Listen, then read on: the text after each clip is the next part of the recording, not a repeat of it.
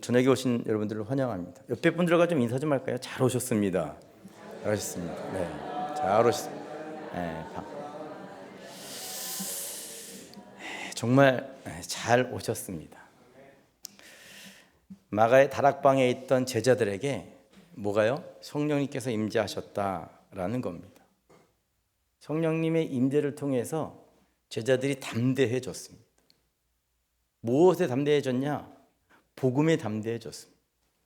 자신 있게 전하잖아요. 전하니까 그 복음을 들었던 유대인들이 뭐라고요? 마음에 찔림을 받았다라는 겁니다. 찔림을 받았던 유대인들이 예수님을 믿고 회개하기 시작했는데 그때 주님께로 돌아왔던 사람이 몇 명 정도 되었다고요? 3,000명 되었다라고 이야기합니다. 근데 그들이 은혜 받고 다시금 세상으로 돌아가면 또 잃어버릴까 봐 하나님께서 이 은혜 받은 사람들을 위한 공동체를 미리 준비해 놓으셨다라고 말씀을 드렸습니다. 그 공동체가 뭐라고요? 교회였다라는 거죠. 교회. 거듭난 사람들이 그냥 세상으로 나가지 않고 훈련받고 나갈 수 있도록 하나님께서 공동체 하나를 예비해 두셨는 게 그게 바로 교회다라는 겁니다. 그래서 지난 시간에 우리가 교회의 세 가지 특징에 대해서 제가 말씀을 드렸습니다. 첫 번째, 교회는 뭐 하는 곳이냐? 교회는 뭐라고요? 하나님의 말씀을 전하고 배우는 곳이다. 사도들은 회개하고 돌아왔던 사람들에게 제일 먼저 말씀을 가르쳐 줬습니다. 말씀. 교회는 말씀이 중심이 되는 교회가 되어야 됩니다. 이 교회도 그런 마음으로 세워졌잖아요. 복음 때문에. 교회는 말씀이 중심이 되어야 되고요. 두 번째로 교회 공동체는 뭐라고요? 떡을 떼는 공동체, 나눔의 공동체였다라는 것이죠. 꼭 음식만 나눴던 것이 아닙니다. 아픔도 나눴고요, 슬픔도 나눴고요, 기쁨도 함께 나누었습니다. 교회라고 하는 건 그런 겁니다. 사람들이 제가 지난 새벽에도 얘기했는데 슬픔은 함께 나눠줘요. 왜? 불쌍해 보이니까. 상처도 나눠줘요. 왜? 아픈 사람 적선한다 치고 나눠줍니다. 뭘 함께 할 수 없다고요? 기쁨. 아름다운 교회는 기쁨도 함께 나누는 공동체가 되었으면 좋겠습니다. 공동체는 나눠야 되는 겁니다. 마지막으로 교회는 어떤 곳입니까? 교회는 기도하는 것입니다. 교회는 기도하는 것입니다. 마태복음 21장 13절 좀 찾아보겠습니다. 마태복음 21장 13절인데요. 신약 성경 35쪽에 있습니다.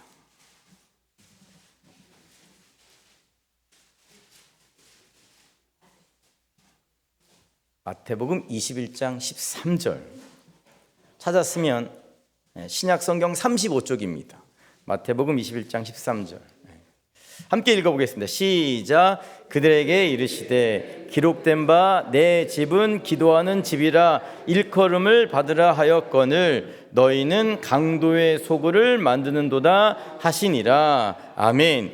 예수님께서 말씀하셨습니다. 예수님은 교회가 어떤 교회가 되길 원하셨습니까? 기도하는 집이 되길 원하셨습니다.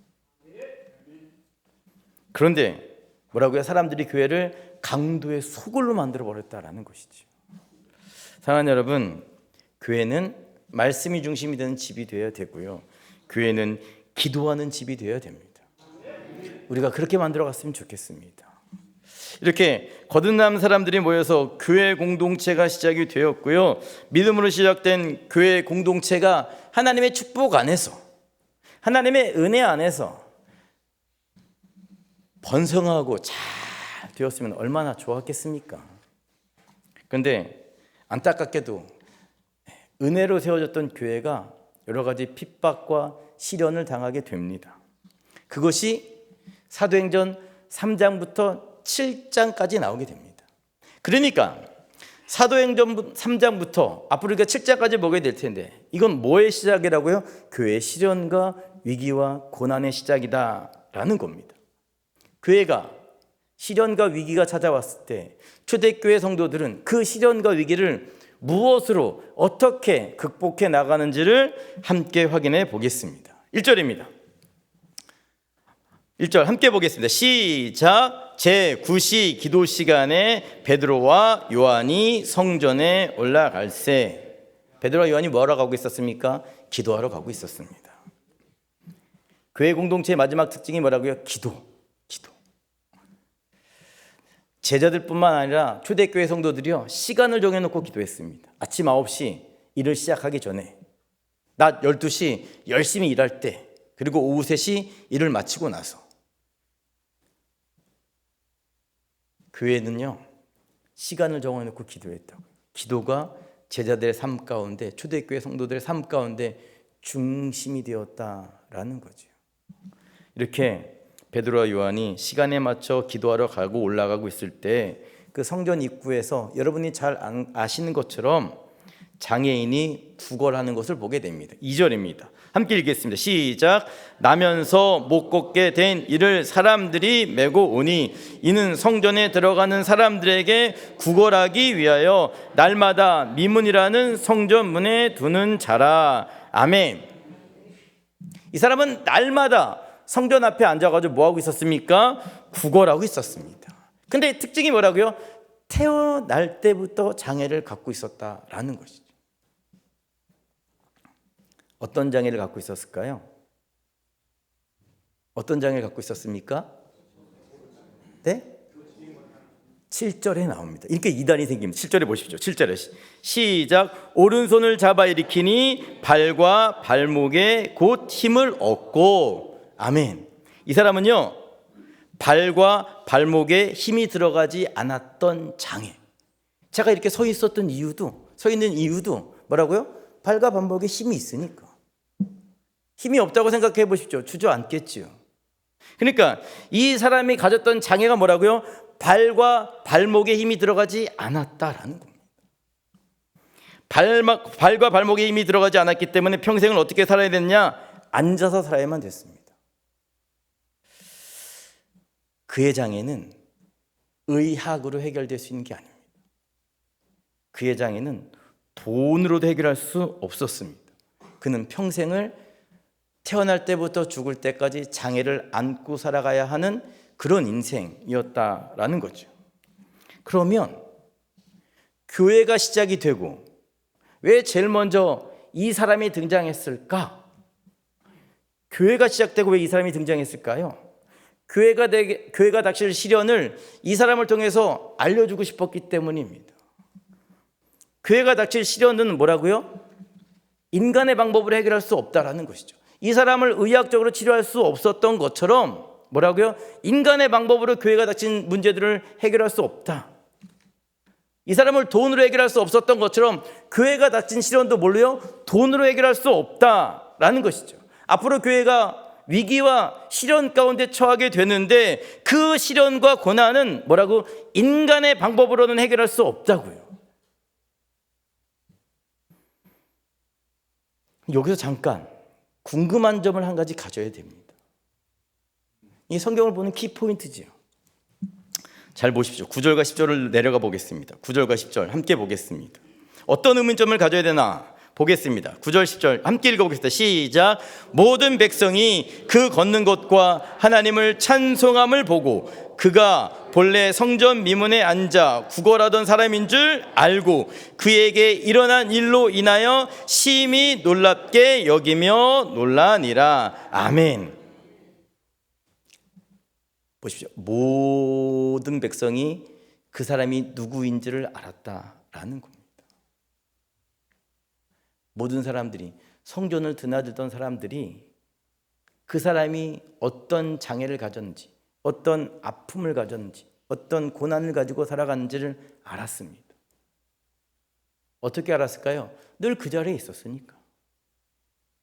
얼마나 있었는지 알 수 없지만요, 그 사람의 나이를 보면 알 수 있습니다. 나이가 나오는데요, 사도행전 4장 22절입니다. 사도행전 4장 22절 함께 읽어보겠습니다. 시작.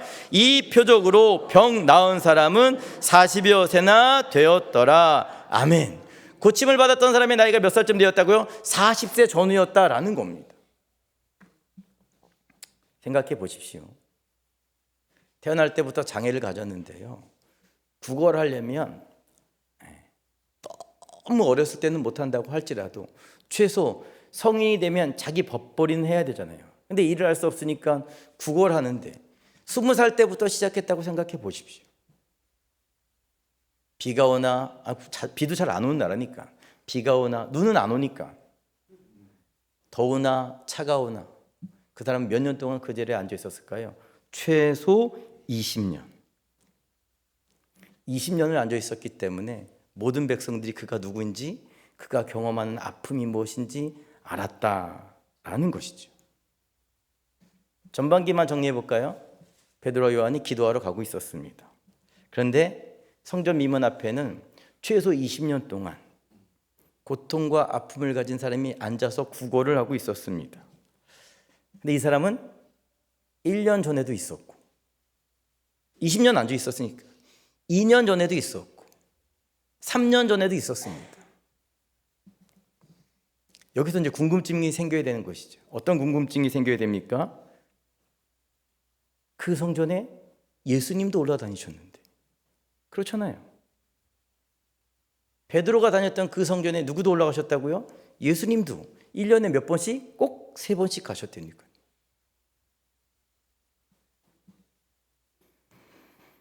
예수님이 능력이 많을까요? 베드로가 능력이 많을까요? 예수님이 많겠죠.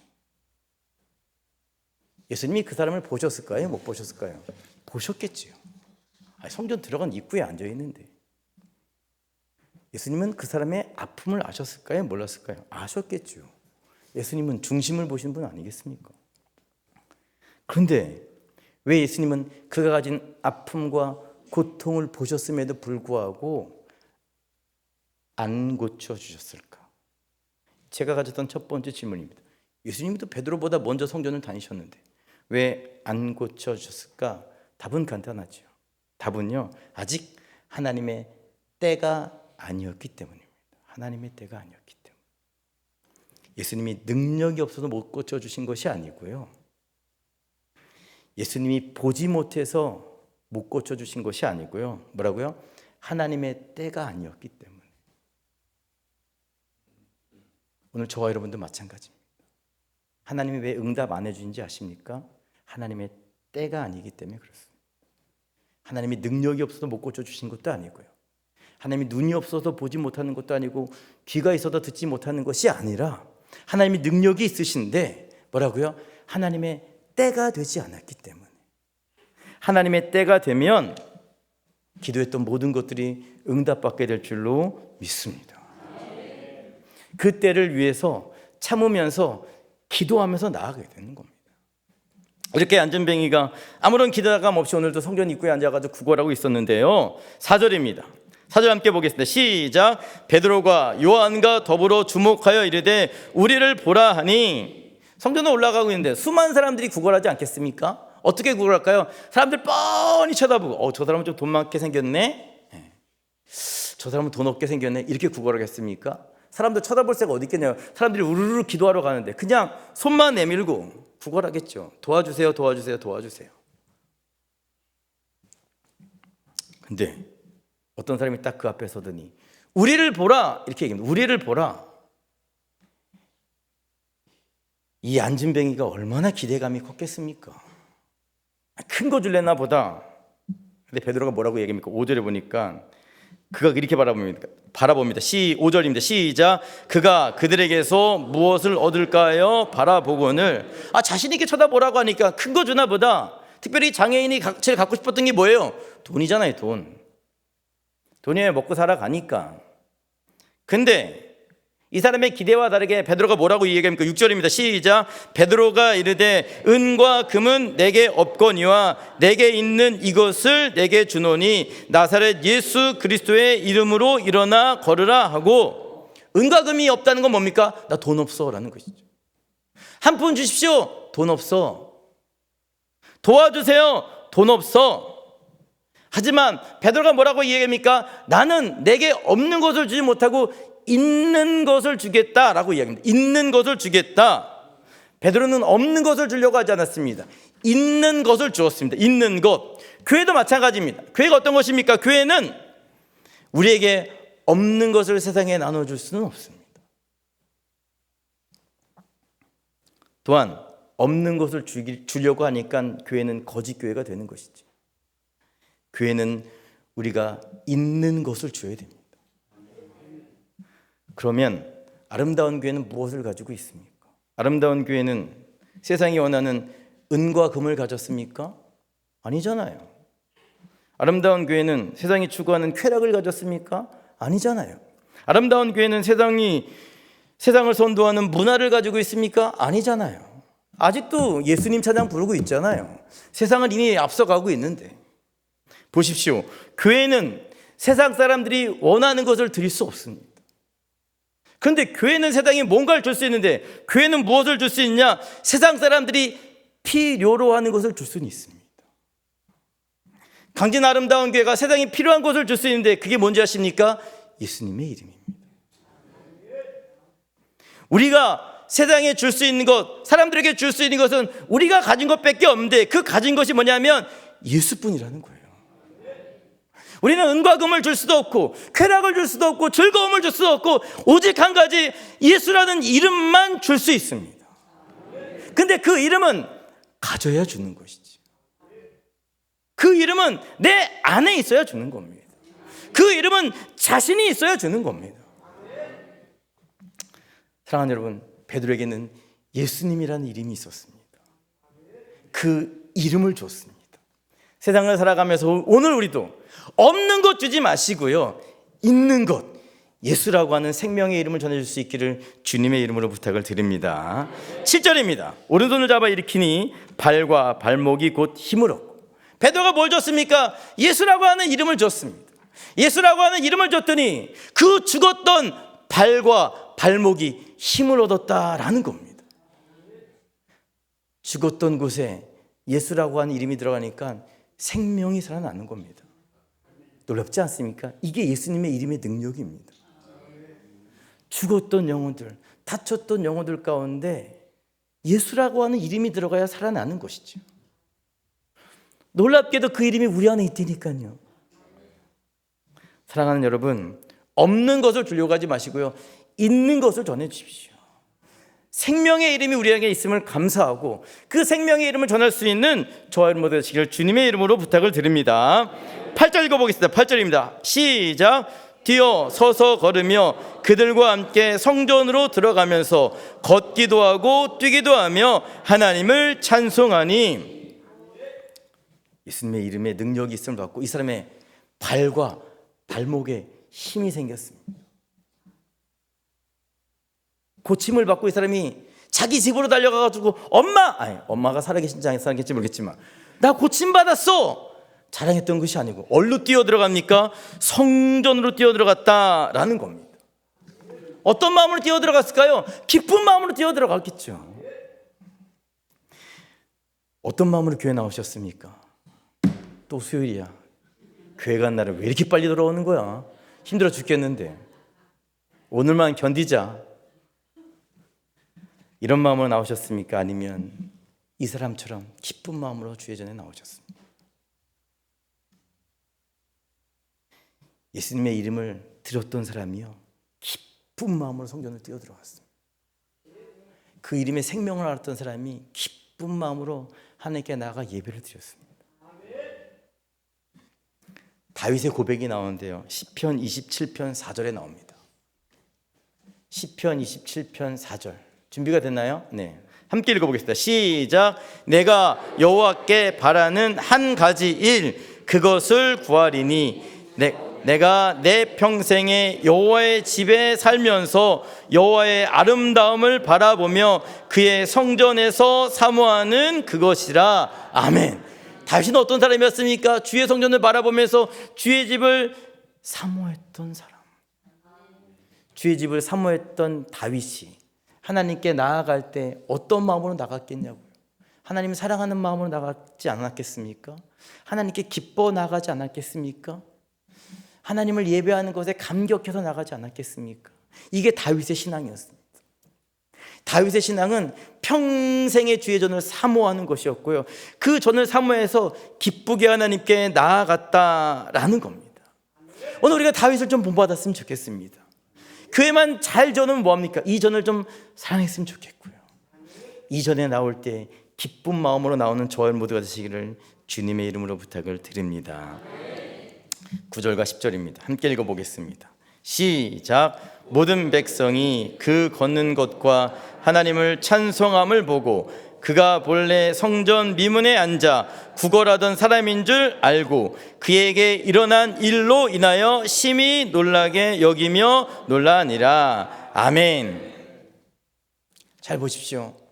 태어날 때부터 장애를 가졌던 사람은 왜 나에게만 이런 일이 일어났을까? 몰랐겠죠. 억울했겠죠. 다른 아이들은 어렸을 때부터 잘 뛰어놀았을 텐데 평생을 앉아서 살았잖아요. 다른 사람은 힘들어도 직장에서 일을 했을 텐데 평생을 구걸하며 살았잖아요. 이 사람은 왜 나에게 이런 일이 일어났을까? 알지 못했을 겁니다. 근데 언제 예수님이 들어오고 나서 깨닫게 됩니다. 아, 하나님의 계획하심이 있었구나. 하나님의 뜻이 있었구나. 물론 잘 들으십시오. 모든 시련과 모든 어려움이 하나님의 뜻과 계획하심이 있다 이렇게 생각하지는 않습니다. 그러나 어떤 사람들은 시련을 통해서 하나님을 보게 됩니다. 어떤 사람들은 고난을 통해서 하나님이 나와 함께 하시는구나 깨닫게 됩니다. 지금 우리가 당하고 있는 시련이나 아픔도 마찬가지고요. 앞으로 찾아오게 될 시련과 아픔도 마찬가지입니다. 하나님 앞에는 우연이 없습니다. 그냥 시련과 그냥 아픔을 주시는 것이 아닙니다. 하나님의 함께 하심을 보여주기 위해서, 하나님의 살아계심을 보여주시기 위해서 때론 시험이나 고난을 주실 때가 있다라는 겁니다. 그러나 믿으십시오. 우리 하나님 우리에게 가장 좋은 것을 주시는 분이십니다. 우리 하나님 우리에게 가장 필요한 것을 채워주시는 분이십니다. 하나님 우리의 아빠, 아버지 되시는 분이십니다. 그분이 나쁜 것을 주시겠냐고. 이렇게 베드로가 여러분이 잘 알고 있는 것처럼 성전 미문에 앉아있던 안진뱅이를 고쳐주었습니다. 고쳐주면 기뻐해야 되는데 그 다음 뭐가 시작됐다고요? 교회를 향한 핍박이 시작되어졌다고요. 왜 그렇습니까? 예수의 이름을 고쳐주었으니까. 의학적으로 고쳐줬으면 핍박을 받지 않았을 겁니다. 돈으로 해결했다고 한다면 핍박하지 않았을 겁니다. 그런데 종교 지도자들이 유대인들이 죽였던 그 예수님의 이름으로 고쳐주니까 그 예수님의 이름을 듣고 두려웠던 사람들이 뭘 핍박하기 시작한다고요? 교회를 핍박하기 시작했다라는 거죠. 교회를. 우리가 죽었던 예수가 다시 살아나는구나. 우리가 십자가에 매달았던 예수가 다시금 살아나는구나. 그래서 예수님의 이름이 선포되지 못하게 교회를 핍박하기 시작했다라는 겁니다. 하지만 결국엔 누가 이기게 됩니까? 예수님의 이름이 승리하게 됩니다. 성전 앞에서 구걸하던 사람이 인간의 방법으로 치유받을 수 없었습니다. 초대교회에 닥친 시련도 인간의 방법으로는 해결할 수 없습니다. 성전 앞에 앉아있던 사람이 예수님의 이름으로 회복된 것처럼 교회에 닥칠 시련 역시 예수님의 이름으로만 극복할 수 있습니다. 오늘 저와 여러분의 인생도 마찬가지입니다. 예수님의 이름을 붙잡고 살면 사람들이 싫어합니다. 핍박합니다. 그러나 결국에는 예수님의 이름을 붙잡고 사는 사람들이 승리하게 될 줄로 믿습니다. 세상의 방법은 이길 수 없습니다. 인간의 방법으로는 승리할 수 없습니다. 저와 여러분이 승리할 수 있는 유일한 방법은 예수의 이름을 붙잡는 겁니다.